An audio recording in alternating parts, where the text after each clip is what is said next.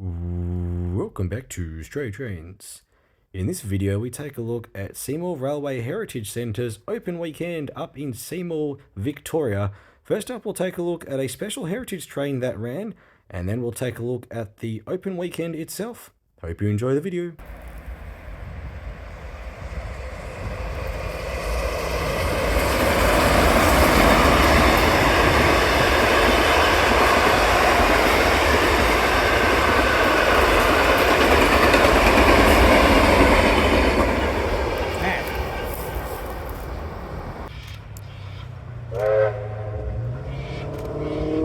I think that broad gauge freight's enough to tow.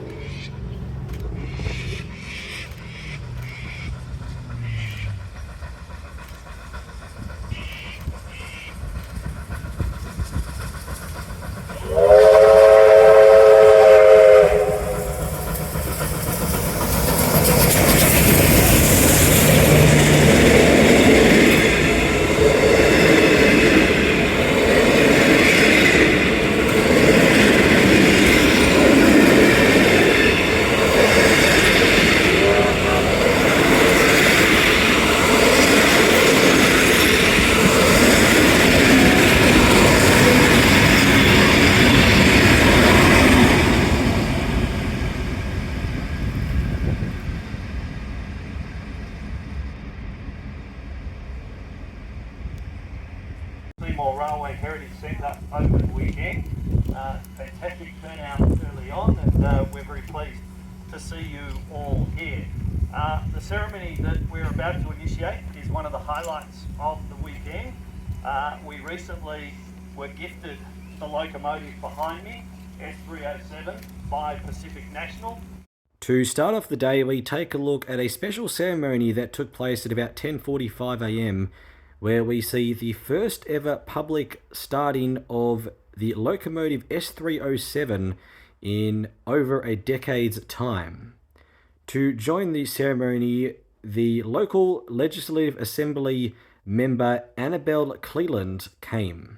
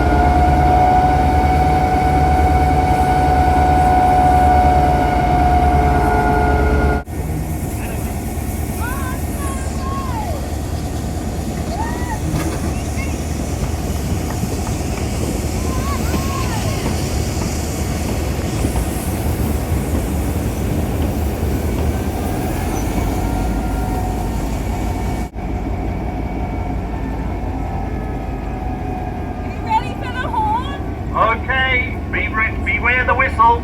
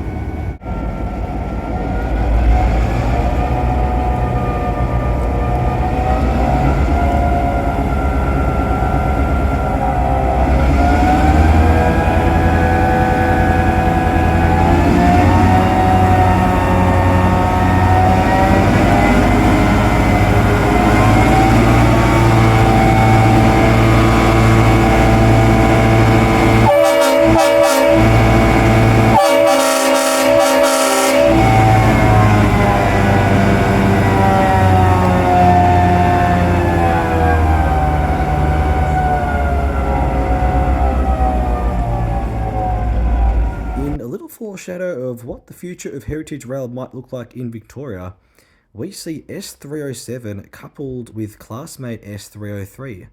Both locomotives need a little bit of work done, but for very different reasons. S307 needs a lot of heritage restoral works, whereas S303 burnt out from a previous fire will need to be repaired.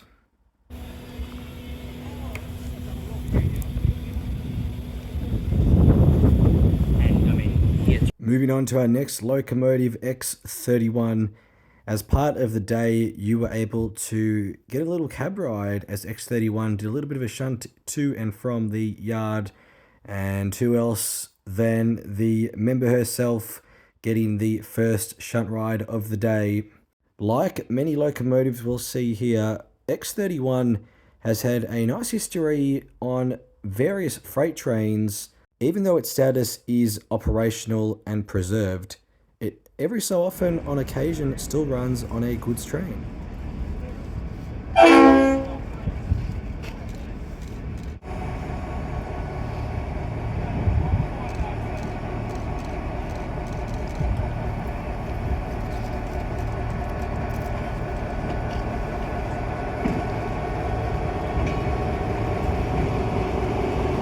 The other X-Class locomotive on display was a very different looking X-Class, not only a different livery, but in much worse condition. It was X37. One little detail I would like to point out is take a look at this old V-line Tangerine era logo on one of the bogies.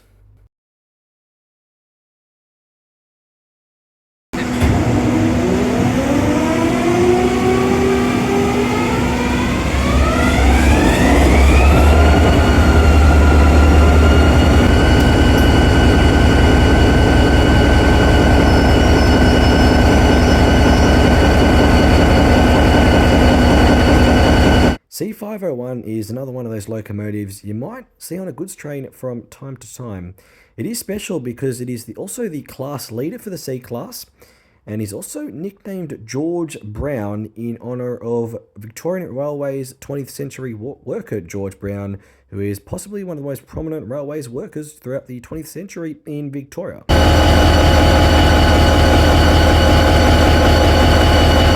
And as a little bonus, let's take a little bit of a closer look at the locomotive. Here is the coupler on one of the sides of C501.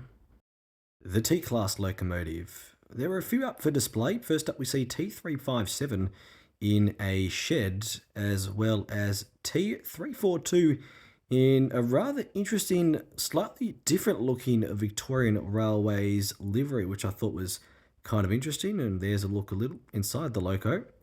And next to T342, we see T382. In addition, there were other locomotives such as P22, P23, and B74. You will notice that most locomotives in this video are in the beautiful blue and gold Victorian Railways livery, which is no doubt a staple here at Seymour Railway Heritage Centre. Plus bonus locomotives GM36 and A60 made a nice appearance. In addition, there were former railway carriages from V-Line present, a little bit of the older blood and bone livery, but also the more recent PTV livery, which is typically purple, but as we can see has been slightly stripped away to get rid of the PTV colours. But another wonderful bonus of the day was being able to get so close to locomotives and carriages. It really gave the opportunity to really take a detailed look of underneath either the carriages or locomotives, such as the couplers and some of the bogies, and also taking a look at the companies and specific writings on these aspects of the train. An example of that is some code writing here. I'm not sure though what it stood for, or specific plaques such as this one right here. And of course, taking a look inside some of the carriages. In addition to former V-Line carriages, some of Seymour's famous blue and gold VR livery carriages were present too. And if all that wasn't enough, R707 was nearby all day alongside some sprinters as it prepared to return back to Melbourne on a special. And there were also some interesting train parts as well, just lying around the yard. All in all, it was no doubt a wonderful day. So a big shout out and thank you to Seymour Railway Heritage Centre for hosting the open weekend. And I think we'll leave it at that. Thank you so much for watching, and cheers.